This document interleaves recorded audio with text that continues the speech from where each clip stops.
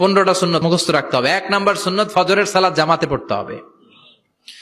2 নামাজ মুনাফিকদের কাছে সবচেয়ে কঠিন, একটা হচ্ছে ফজরের নামাজ আর একটা এশার নামাজ। 2 নাম্বার সুন্নাহ হচ্ছে আসওয়াক, মেসওয়াক করা।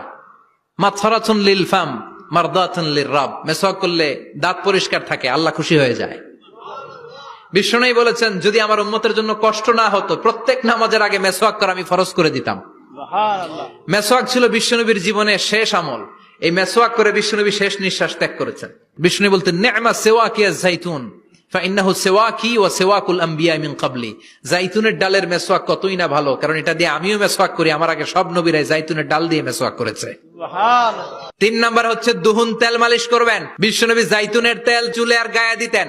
বিশ্বনবী বলতেন ওয়াদাহিনু ফাইন্না ফিত তাদহিনি বারাকাত, তেল খাও, তেল দাও, তেল মালিশ করো, তেলের ভেতরে আল্লাহ বরকত ঢুকাইয়া দিছে। সুবহানাল্লাহ। 4 নম্বরে আত্তিব, জুমার দিনে সুগন্ধি লাগিয়ে যাওয়া সুন্নাত। বিশ্বনবী বলতেন এই দুনিয়ার 3টা জিনিস আমার কাছে সবচাইতে প্রিয়, হুব্বিবা ইলাইয়া মিন দুনিয়াকুম সালাস। 1 হচ্ছে আন-নিসা, নারীদেরকে আমি পছন্দ করি। 2 হচ্ছে আত্তিব, সুগন্ধি লাগাতে আমি পছন্দ করি। বিশ্বনবীরে কেউ সুগন্ধি হাদিয়া দিছে, বিশ্বনবী নেয় নাই, এরকম কোন ঘটনা ঘটে নাই। আল্লাহু আকবার। আবার বিশ্বনবী বলতেন আরবাউন মিন সুনানিল মুরসালিন, 4টা সুন্নাত সব নবীদের সুন্নাত। 1 নম্বরে আল হায়া মানে লজ্জা।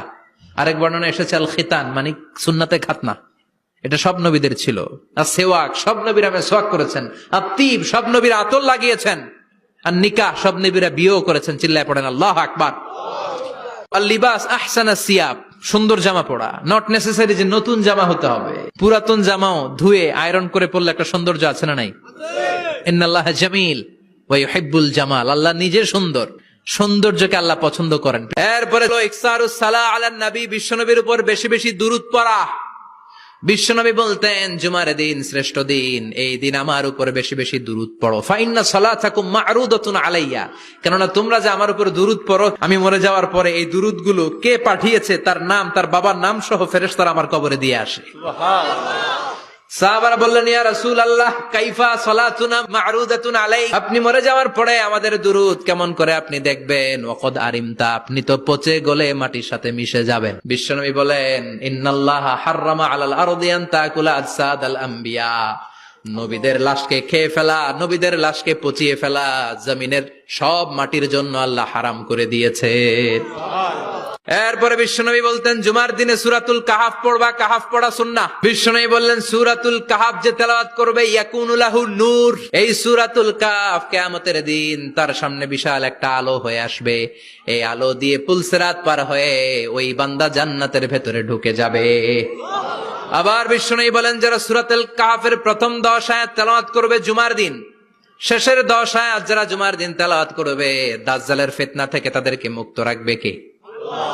এরপর আত-তাবকির ইলাল মসজিদ, মসজিদে আগে আগে যাওয়া সুন্নাত। আগে যিনি যাবে উনি কি পাবে? তারপরে গরু, তারপরে বকরি, তারপরে মুরগি, মুরগির পরে ডিম না আন্ডা? আন্ডা। আল মাশিউ আলাল ইকদাম, বিশ্বনবী বললেন হেঁটে হেঁটে জুমার নামাজে যাওয়া সুন্নাহ। প্রতি কদমে কদমে আমলনামায় সওয়াব দিয়ে দিবে কে? এরপরে বিশ্বনবী বললেন আদামু তাখাত্তি রিকাবান নাস, মানুষের ঘাড় ডিঙ্গিয়ে সামনে না যাওয়া সুন্নাহ। অনেকে জুমার দিন আসে সবার শেষে বসতে চায় সামনে, এরকম ডাকাইত আছে না নাই? বিশ্বনবী জুমার খুতবা দিচ্ছেন, হঠাৎ এক সাহাবী সব সাহাবীর ঘাড় ডিঙ্গিয়ে ডিঙ্গিয়ে সামনে আসতেছে বুলেটের মতো। বিশ্বনবী বললেন থামো, এজেলেস, বসো মিয়া, ফাকাদ আযাইতা ওয়া আনাইতা, আসছো দেরি করে আবার মুসল্লিদেরকে কষ্ট দিচ্ছ। যেখানে জায়গা পাবেন ওইখানে বসবেন, মানুষের ঘাট ডিঙ্গিয়ে সামনের কাতারে যাওয়া এটা ঠিক না।